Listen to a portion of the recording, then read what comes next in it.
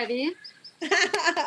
Well, hey everyone, it's Carolyn Moore from Modern Widows Club, and we have a special guest for our webinar coming all the way from Limon, Costa Rica. And this is Encar Garcia Vila, and she is the amazing fellow widow sister who is running the Jaguar Rescue Center. And as you can see, she's in her domain here. And so welcome, Encar.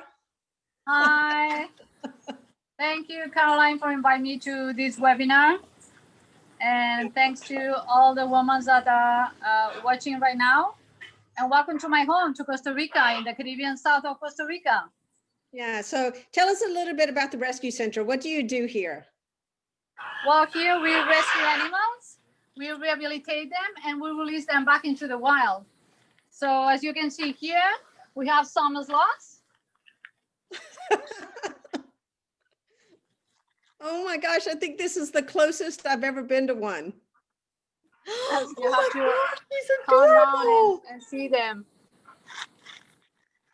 Wow. So our main goal is we rescue last month in December. We closed the month with 72 animals, and we closed the year with 803 animals.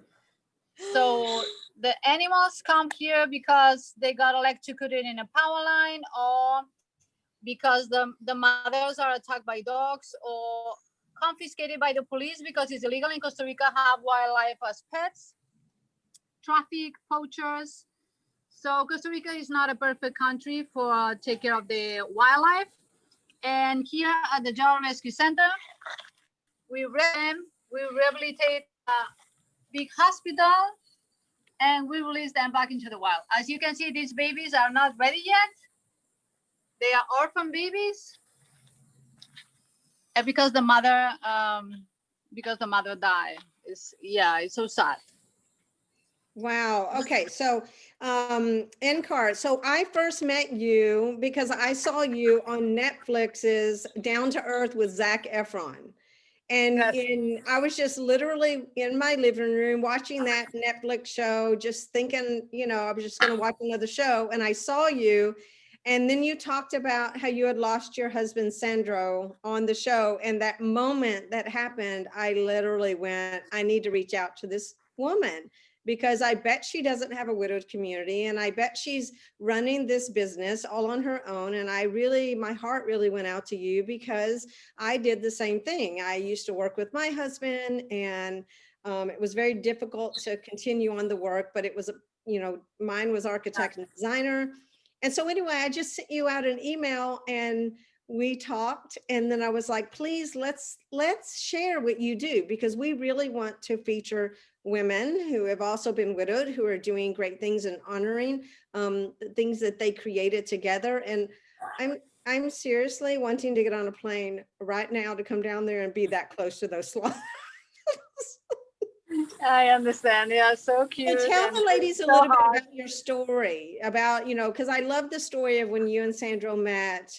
And then I want to talk about your obvious love for continuing on the passion that the two of you created. But people that are watching this don't, you definitely go watch Down to Earth with Zac Efron, but it doesn't really give your background story. And so how did you get to, what's your background, and how'd you meet Sandro, and how'd you end up in Costa Rica, and how did you end up fostering all of these kids? I call them kids. Well, yeah, it's like just tell that story a little bit for everybody to know. Okay, it's a bit a crazy story, but all start because of love. And well, I was just 30 years old. Now I'm a little bit older, and and I'm a biologist from Barcelona.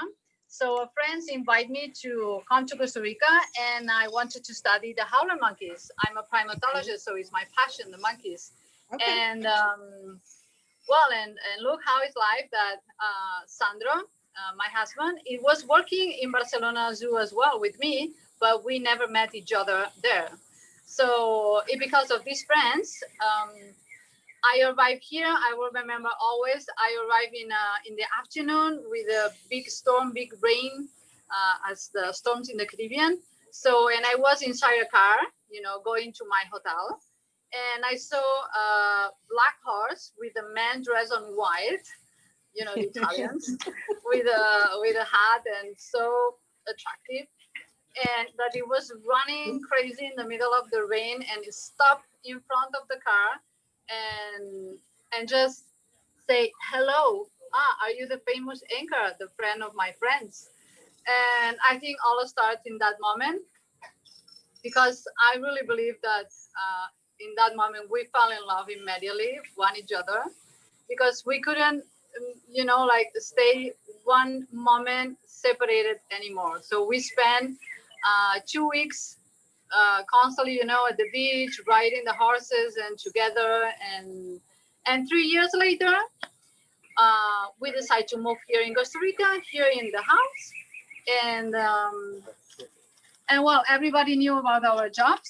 Everybody knew that Sandro, it was a biologist too, passionate for snakes, mostly venomous. And I was a primatologist, biologist. So everybody start bringing us animals, like, oh, Encar, I find a baby sloth, I don't know what to do. And Sandro, I got a crocodile. And for me, Sandro, it was my Tarzan, like in the middle of the jungle. Right. It was my dream since I was baby, watching the Tarzan movies. And this happened to me. It was happening to me. It was crazy, amazing. And we were 20 years ago, here. The beaches were with nobody, the Caribbean, horses, and very romantic. So, well, and that was our life. But suddenly one day, I say to Sandro, I think we have a rescue center, because we have 6 sloths in the bathroom, 2 monkeys in the living room, and a wild cat in the garage. So our house, it was full of animals, and the Jaguar Rescue Center was founded in that moment. Wow. I love that story. And it's so interesting. You kind of, I, like I said the other day, I said, it's the whole animal kingdom. Like between the two of you, you had so much knowledge. So of course people would be attracted to coming to you with their animals, because I wouldn't know what to do. I would literally be looking for you too.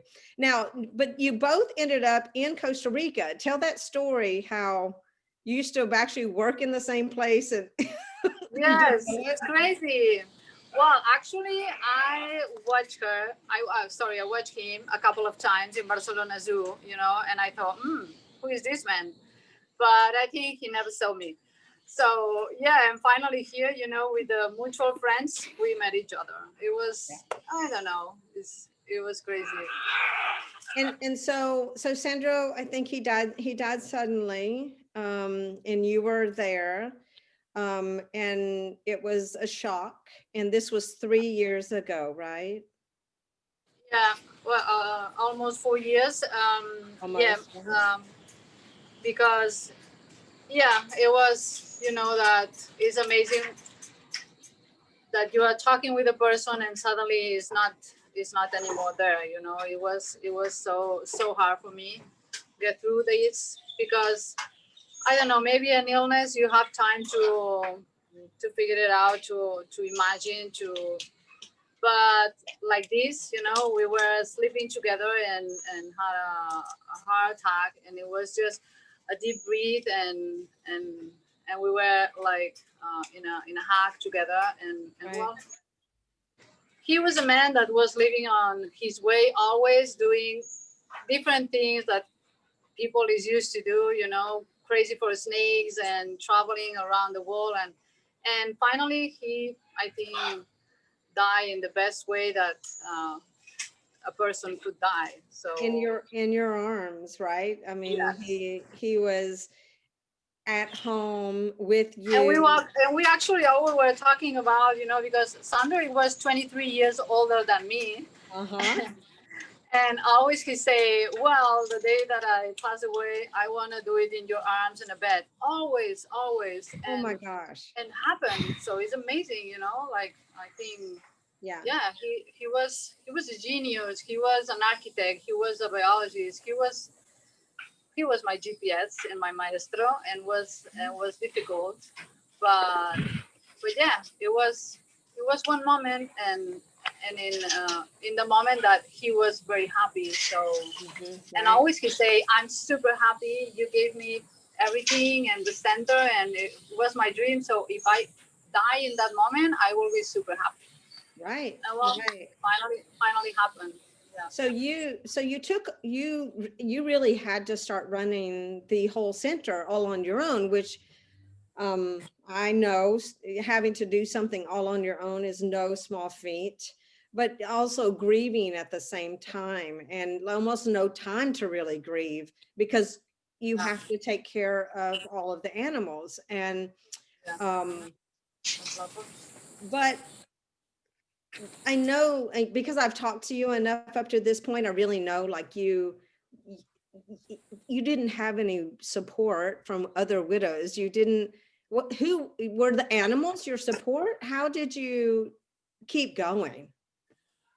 Well, I think because I have a strong motivation that these guys, they are my spirit, my passion, my life. And I knew that Sandra will be very proud of seeing me, like keep running the rescue center. Yeah. For the first 15 days, I was just lying down and I wanted to just be with him. But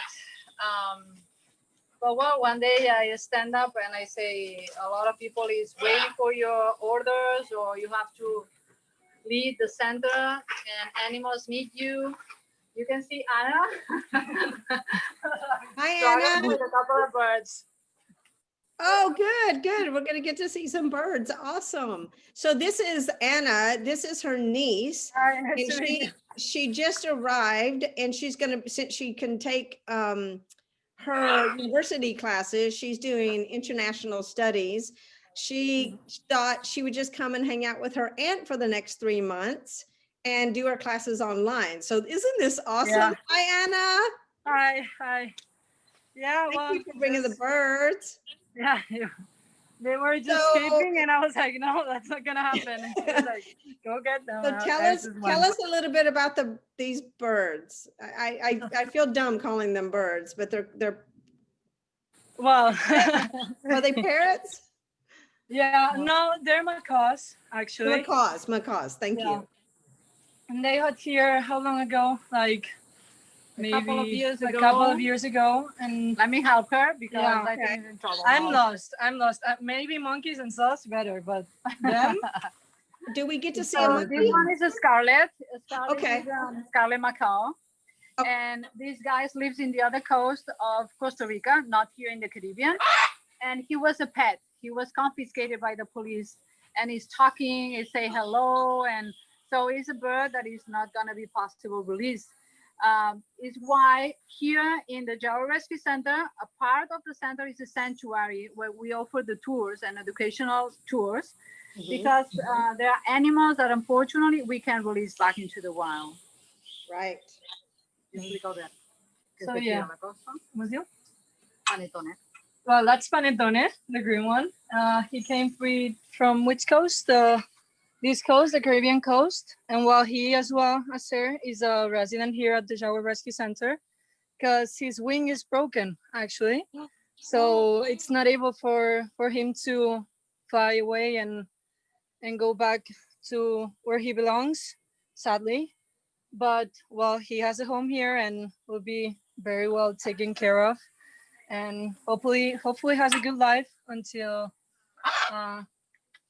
he finally passes away. Yeah, because his animals live like around 80 years. So I think probably gonna pass away before the most of us. These guys are gonna still here. Yes. Yeah. Wow, they're gonna be taking over. We'll have to teach them how to feed the other animals and do some work around there and pay their way. Oh my gosh. So we're getting a little idea of the reason why you guys love it there so much. And obviously, I've been to Costa Rica. We actually have someone who used to live in Costa Rica on in the webinar. And so she's commenting. She said, this is so powerful. I have so much respect for you. I am not a widow, but our stories make me realize that this could happen to anyone. And I cannot imagine the pain and struggle. She has total respect for you. So I just wanted to share that comment. That's from Dr. Monica. I'll be seeing her next weekend, actually. So let me try to show you another animal. yeah, He's gonna get another animal. Maybe if she wanna come, let me try. But those baby sloths, I mean, how old are these baby sloths? Well, the one in here is around 4 months old, and the other ones inside a basket. Turanga, that is the little one that is more brown than the other ones, is around a couple of months old. We actually, we sometimes receive animals that they are just newborn, so tiny, so babies that we need to feed them every 3 hours. So it's why I have some animals at home, actually in my kitchen, and I'm cooking in the night and I'm feeding a sloth in one arm or monkey in the other one. And that's my life here. You can't stop, never. For example, yesterday we rescued 5 animals just in one day. Wow. So I mean, this is like having newborns. And this is just, these are just 3 of the like 800. How many animals do you have now? Last year we closed with 803 animals in 2020. 803 animals, yes. So you're both a temporary and a permanent home for ill, injured, orphaned, for monkeys, sloths, mammals, birds, reptiles. You have veterinarian service, around the clock care. Animals who can't survive in the rainforest. I'm so in awe of what you do right now, because this is, you were sharing with me before that resources are low, obviously, because tourism isn't high, because Costa Rica has been really hit hard through the pandemic. You're solely reliant on donations. You do not have any help from the actual, from Costa Rica at all, from the government. And so, by the way, this morning I went and I made my $100 donation, and I want to challenge people to go and do that. You can find them at Jaguar Rescue Foundation. But we'll put we'll send all that out with this video. But we're going to get you, we really want people to support you, because this is incredible what you're doing. Who is this here? Well, this one is Dada. She's a brown booby, and she came here around 3 years ago because of the wing was broken. It was impossible to do a surgery, and is one of our ambassadors, is one of our residents here. And she needs a fresh fish every day. So yeah, she's very spoiled, actually. And here in the other side, we have Chai eating the sloth leaves. Wow. They're just like, we'll take it. Oh, it's kind of interesting, because I mean, this doesn't seem strange to you, but like a deer like this would run away from me if I saw one here in Florida. Well, Chai is our special resident. When we don't have tours in the morning, we let her get out and be here around the yard. And, we offer tours just in the morning. Chai, you want to eat everything. We offer tours just in the morning, because in the afternoon, we let the animals, around and the flower is getting and enjoy the garden. Yes, she's very spoiled. She arrived here 9 years ago because of the hunters. The poachers killed the mother. Oh, Is the white-tailed deer, the same deer that you can see in America, the same species of deer. yeah. Wow. Wow. So you guys take care of I mean, your specialty is the monkeys. That's one of the things that, yes, the primates. Yes, monkeys is my specialized. So we have here spider monkeys, we have capuchin monkeys, and we have howler monkeys. Mm-hmm. And we have unfortunately some of them that they are not possible release, but the majority of them they go to the forest and we train them to be wild again. Even if they arrive tiny babies, we have a big success releasing primates. So, one of the things that I talked to you about, Encar, was, coming there. Like, let's say we put together a group of people to come down there. What would that look like? I mean, we'd obviously fly into San Jose, and you said you can also catch a flight over to Limon. And then you're about an hour's drive south of that airport. And so what kind of accommodations do you have there to stay, and the experience that you would have there? Yeah, Like if we came, let's say we came there for a week, what would we expect? well, we have actually two different kinds of accommodation. You can stay at the place where we release, that is jungle. And well, I recommend, but it's, like being inside a jungle. It should be for people that want to live that experience. Yes. You can see now one of our monkeys. Oh no, come here right now. She's Kenna. And Kenna is a baby howler monkey. She's now 4 months old. And then we have another type of accommodation that is here close to the Jaguar Rescue Center. Is a hostel. You can check everything in our webpage. Thank you. Thank you. Does he have a name, or is that a she? Is that a he or a she? It's a she. It's a she. It's a female. Does These she have monkeys, a name? they become very large monkeys actually, and the and you can see here that the tail is the most important part of the body. So Oh, actually, tail is like an extra finger for them. Okay, and Kenna has the arm. This arm was broken, and is why she can use it properly. Okay, oh, the hand, but she's gonna be released. Even if it's like now, this with me, she's very independent already, and of course we have to feed it every 4 hours now, and it's sleeping at home inside a carry box during the night in case that needs, special feedings during the night. Is why we take care with using the cord, using the mask for monkeys, because we have primates as well, and we need to take a special precautions with them. I see. I see. That's good to know. Now, um, so tell us, because of the pandemic, like what are the major changes that have happened? And oh my gosh, oh my gosh. Who, if you guys are on this call, you need to like be chatting. Is this the most adorable thing or not? You're living my dream right now, Encar. But tell us about the pandemic. Obviously, like when I left in June, I wasn't even able to come back until November if I was going to come back. But you can come to Costa Rica now. There's not a restriction right now. You have to buy the extra insurance.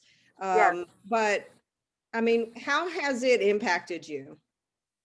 Well, so impact a lot because we survive just because of tourists and volunteers. Mhm. And even if we have local workers here, we need the volunteers because we have a lot of animals. And of course, we can pay a lot of salaries. We Right. don't receive any help from the government of Costa Rica. We never received any help from the government, any dollar. So since in the beginning of the project, we use the tourists and we offer these special tours. And with that, we were able to pay and to keep growing and building the new facilities for the animals and everything. Wow. But now, unfortunately, on March 19th, when the world stopped and everybody closed the airports and everything, we Right. were suddenly here alone with the same expenses and the Correct. same veterinary cares and food and everything for the animals. But with no entrance and no incoming. So we start, using new technologies like Facebook Live, Instagram Live, webinars, adoptions on internet. So we well start with a new technologies for survive. Well, So the only way now. I hope that when we share this within our community, and especially our animal lovers, I do hope that they reach out and make a donation. I have twice, and that's why I feel like it's so important, honestly, because we like to empower widows who are doing really good things, and you really, we haven't even touched on yet the environment and what you do with the transformers and replacing those. And because right now, because of COVID, now everything is really caring for these animals and feeding them, and also just the amount of animals that are still coming into the center that need you. Exactly. We don't want let to everybody know that Jaguar Rescue Foundation.com is where you can go and, contribute. But, we talked about this, and there's a lot of different ways that you can